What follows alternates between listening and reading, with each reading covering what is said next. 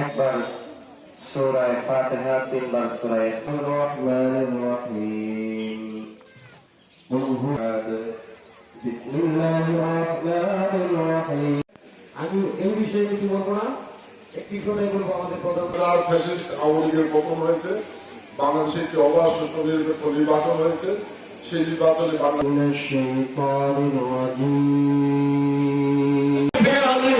ছিল এবং ভোটের পাতা থাকলেও এদেশে ভেঙে টানার ছিল।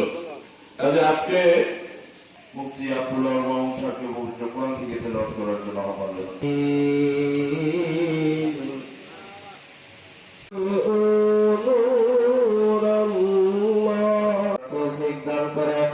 سبحان ربك رب محمد وعلى آل محمد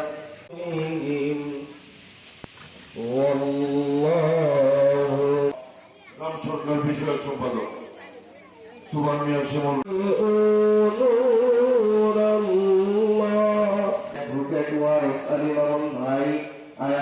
আমাদের দেশকে পরিচালনা করতেছে রব্বুল আলামিন। আমরা কতিপয় গুনাহগার, রব্ব আমার জিন্দেগির तमाम গুনাহ খাতাগুলোকে মাফ করে দেন।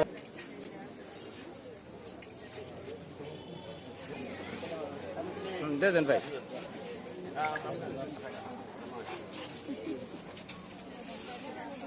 কাজে তাদের দুর্নীতি আচ্ছন্ন করে তার বাবা মাকে আমরা আশা প্রকাশ করে তারেক জিয়ার নেতৃত্বে দেশের সুশাসন, এর বিচার ব্যবস্থা সহ এদেশের মানুষের সকল প্রকার মানুষের সকল স্তরের মানুষের জন্য একটি সুখী সমৃদ্ধশালী এখানে বাংলাদেশ গড়ে তুলবে, এই জনগণেরই প্রত্যাশা। আমি আপনাদেরকে আহ্বান জানাবো, সুখে দুঃখে বিপদ আপদে এই এলাকার মানুষ সবসময় আমাদের পক্ষে থেকেছেন, আমাদের পাশে থেকেছেন। আগামী দিনগুলোতেও আপনারা আমাদের পাশে থাকবেন, আমি সেটুকু আহ্বান জানাচ্ছি। আমি বক্তব্য দীর্ঘায়িত করবো না। আমি আল্লাহর কাছে শুকরিয়া করি, আপনাদের কাছে কৃতজ্ঞ যে আপনারা দুইবার পৌরসভায় আমাকে নির্বাচিত করেছিলেন, এইবার জাতীয় সংসদে নির্বাচিত করেছেন। এর আগে সিরাজ ভাই এমপি ছিল, মন্ত্রী ছিল। আমরা আমাদের সামর্থ্য অনুযায়ী যথাসাধ্য চেষ্টা করেছি জামাল উন্নয়নের পাশাপাশি এই এলাকার উন্নয়নকে সর্বোচ্চ গুরুত্ব দিয়ে কাজ করার জন্য। আগামী দিনেও সুযোগ রয়েছে, চেষ্টা করছি আমরা।